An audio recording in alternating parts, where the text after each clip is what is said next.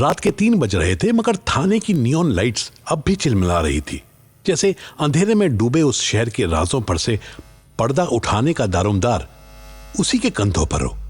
Interrogation room का दरवाजा खुला और स्पेशल इंस्पेक्टर करम सिंह भाटी और अर्जुन कजबजे एक पतले पसीने से तर लड़के को लेकर अंदर दाखिल हुए। ये मुकुंद था, वही मुकुंद जिसकी उम्र महज 25 साल की थी, लेकिन उस पर लगे इल्जाम उसकी उम्र से बड़े थे। उसके हाथों में पसीना और आंखों में एक अजीब सी घबराहट। भाटी ने एक नजर उस पर डाली, जैसे कोई शेर अपने शिकार को तौल रहा हो। अर्जुन ने अपना फोन जेब में डाला, एक कुर्सी खींचकर बैठा और उसके चेहरे पर एक हल्की सी मुस्कुराहट थी, जैसे वो खेल के अगले दांव के लिए तैयार हो।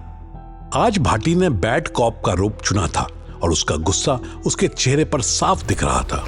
अरे और कितना टाइम लगेगा तन्ना? कोई कहानी बना रहा है क्या? है चुपचाप बोल लाए, नहीं तो ये थारी हड्डी पाछड़िए कर दूंगा, समझ आ रही है? साढ़े रात भर रिश्तरियां तोड़ूंगा जैसे कि कोई कोठे पे बैठे रांड का बदन टूटता है, समझ रहा है ना? साहब मैंने कुछ नहीं किया, मैं क्यों करूंगा? रीना मैडम तो मुझसे प्यार करती थी। हाँ प्यार, हमारा रिश्ता था साहब। अरे प्यार से? प्यार का चौदम पट्टी, साढ़े शर्म लाई। पहले तो जिस आदमी से सैलरी ले रहा था उसी की बीवी नगोटी बना रहा है। ए भाटी शांत हो जा रे, शांत हो जा, मैं बात करता हूँ, प्यार से बात कर यार। देख डरा हुआ है बेचारा। ठीक है तो मुकुंद भाई, तो ये प्यार की कहानी शुरू से सुना। रीना मैडम तुझसे प्यार करती थी और फिर क्या हुआ? कोई ट्विस्ट भी था क्या इसमें? लव स्टोरी में कोई विलन तो नहीं था ना फिर? हैं? साहब मैं बताता हूँ। रीना मैडम और मेरा मतलब हम दोनों रात को बात करते थे। वो अकेली रहती थी जब साहब ऑफिस में होते थे। एक दिन बात में वो रोने लगी, बोलने लगी कि साहब उन्हें छूते तक नहीं है। मैंने उन्हें चुप करवाया और फिर वो मुझे अपने पास बुलाती थी रात को। ऑलमोस्ट हर रात को हम साथ में छुप कर आर्यन बाबा सो जाते थे, मनोहर साहब सुबह घर आते थे। किसी को पता नहीं था, लेकिन मनोहर साहब साइको हैं। उन्हें पता चला तो उन्होंने रीना मैडम को मैंने अपनी आंखों से देखा साहब। मुकुंद की आवाज में एक अजीब सा कॉन्फिडेंस था, जैसे वो खुद को समझा रहा हो कि उसकी कहानी में कोई कमी नहीं। भाटी का माथा थोड़ा सा सिकुड़ा और उसने अर्जुन की तरफ देखा। अर्जुन ने हल्का सा सर हिलाया, जैसे कहते हो ये साला फंस गया। कमरे में एक अजीब सा सन्नाटा था, सिर्फ पंखे की आवाज और मुकुंद की तेजी से चलती सांसें। अच्छा तो मनोहर ने कत्ल किया? तू कितना मासूम सा मुकुंद, एकदम दूध का दुल्हा। तू यूं बता, तू क्या इतना डैशिंग ऋतिक रोशन सा के जो वो थारे साथ सो रही थी? सर मैडम और साहब के बीच सब खराब था, मारपीट तक हो जाती थी। अरे कोई प्रूफ है तारी बात का, या बस हवा में बातें उड़ा रहा है? हाँ साहब प्रूफ है। ये सुनो, ये रीना मैडम और मनोहर साहब की बात है, सुनो ना। मनोहर, तू मुकुंद के पीछे पड़ेगा तो मैं तेरी रेपुटेशन, तेरा बिजनेस सब खा जाऊंगी, समझा? मैं सबको बता दूंगी कि तू कैसा आदमी है, और ये भी बता दूंगी कि तेरा ही नौकर तेरी बीवी को नीचे ले रहा था। रीना, तू मुझे धमकी देगी? देख मैं तुझे। इंटरेस्टिंग। तो रीना मैडम मनोहर को धमका रही थी, लेकिन मुकुंद ये तो तेरी कहानी का एक ही हिस्सा है। बाकी कहाँ गया?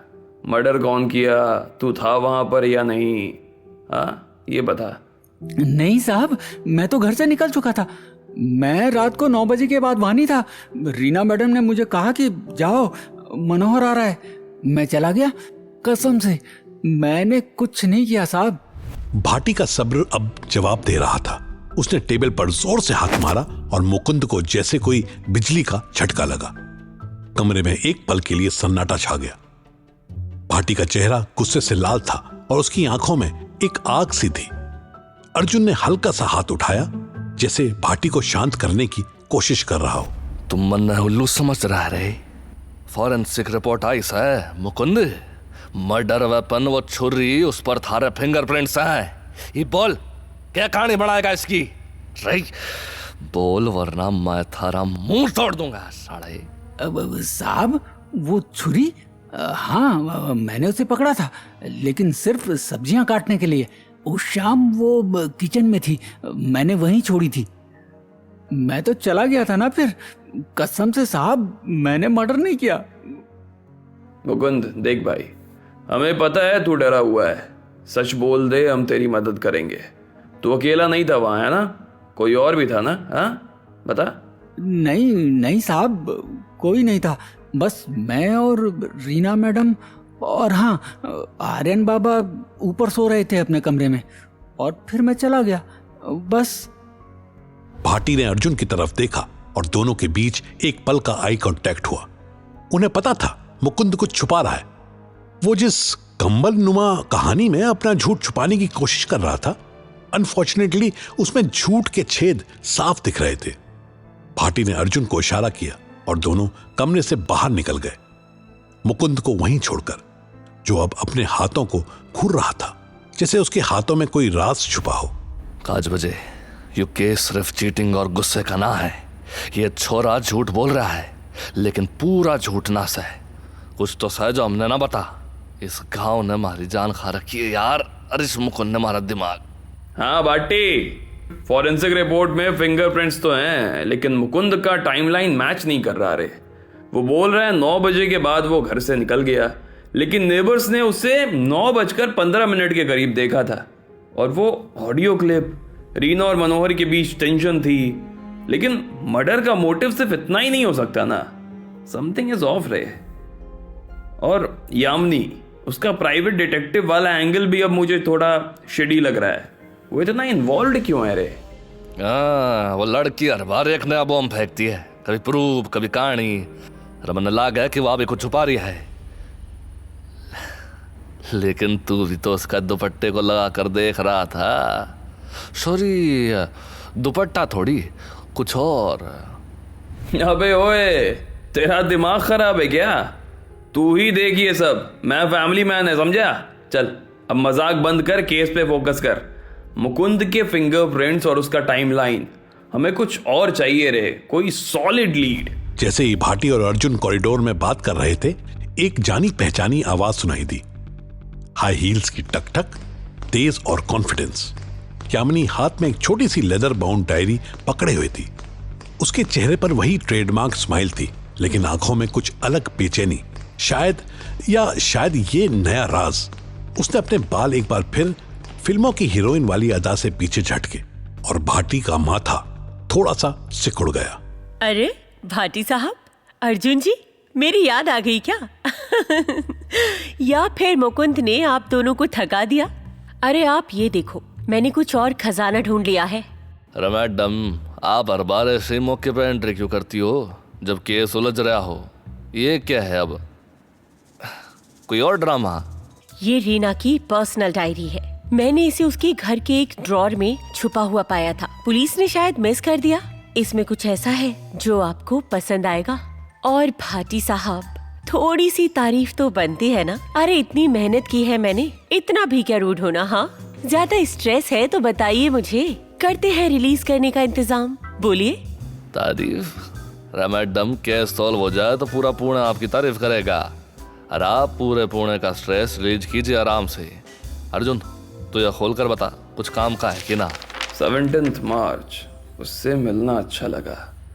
वो अलग है, ना मनोहर जैसा ना मुकुंद जैसा। उसने कहा वो मेरी हर प्रॉब्लम सॉल्व कर देगा।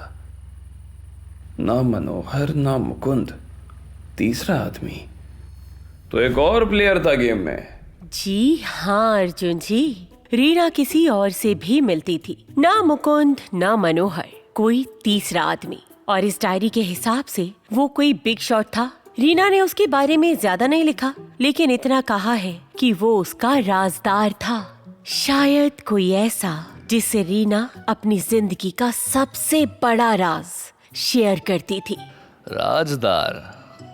हाँ? मुकुंद कुछ बोलना रहा। मनोहर के पास मोटिव है और अब ये तीसरा बंदा। अरे 1 बजे क्या करें अब? ओ बेंचोद रुक। हाँ 1 मिनट। सुबह थाने में एक सीसीटीवी फुटेज आई है मर्डर वाली रात का। एक अननोन आदमी रीना के बिल्डिंग में 8:45 को एंटर करता है। ये देख भट्टे, इसका चेहरा साफ नहीं है रे, लेकिन हाइट और बॉडी लैंग्वेज ना ये मनोहर का तो नहीं है। हमें लगा था ये मुकुंद था, मगर हम गलत थे रे। ये देख जूम करके, इसने कैप पहनी हुई है और जैकेट भी। थोड़ा एलीट सा नहीं लग रहा? भाटी ने सीसीटीवी क्लिप को गौर से देखा। उसकी आंखों में एक अजीब सी चमक थी, जैसे वो केस के एक नए सिरे से एक्सप्लोर कर रहा हो। यामिनी ने डायरी वापस ली और हल्के से मुस्कुराई, लेकिन उसकी मुस्कुराहट में कुछ छुपा हुआ था, एक राज या शायद एक नई स्ट्रेटजी। मुकुंद अब भी इंटरोगेशन रूम में बैठा था, अपने झूठ और सच के झमेलों में उलझा हुआ। और कहीं दूर पुणे की गर्मी भरी रात में एक तीसरा आदमी शायद अब भी छुपा हुआ था अपने राज के साथ। जो भी आई वो तीसरा आदमी, इसका बेरा लगाना है। और मुकुंद, इसकी कहानी में ये भी कुछ मिसिंग है। और आप मैडम इतनी इन्वॉल्व क्यों हैं? ये डायरी आपको कैसे मिली? सच सच बोलिए। भाटी साहब, मैं प्राइवेट डिटेक्टिव हूँ। मेरी नौकरी ही राज ढूंढना है, और रीना वो तो मेरा सब्जेक्ट भी थी। रीना के बारे में चीजें पता लगाना ही मेरा काम था, लेकिन मुझे कभी इस तीसरे आदमी की आइडेंटिटी के बारे में क्लैरिटी नहीं मिली। ये डायरी मैंने उसके घर में ढूंढी, क्योंकि मुझे हमेशा लगता था कि पुलिस कुछ तो मिस कर रही है। देखिए, मैं तो बस चाहती हूँ कि सच बाहर आए, रीना के लिए, उसके बेटे के लिए। भले ही मुझे पैसे मनोहर ने दिए थे, लेकिन मैं जानती हूँ कि वो अच्छा आदमी नहीं है। प्लीज उन्हें इंसाफ दिलवाइए। ठीक है यामिनी, तुम्हारी बात में दम तो है, लेकिन अब हमें ये तीसरा आदमी ढूंढना है। और मुकुंद, उसका कुछ तो करना पड़ेगा रे। क्या कहता है? बैठ को पार्टी, एक और राउंड हो जाए। हाँ 5 बजे। इस बार मैं इसकी कहानी का छेद और बड़ा कर दूंगा, या फिर गेंद का छेद को। और अगर ये तीसरा आदमी सच में है तो अगला नंबर वाका। He's a monster, killing all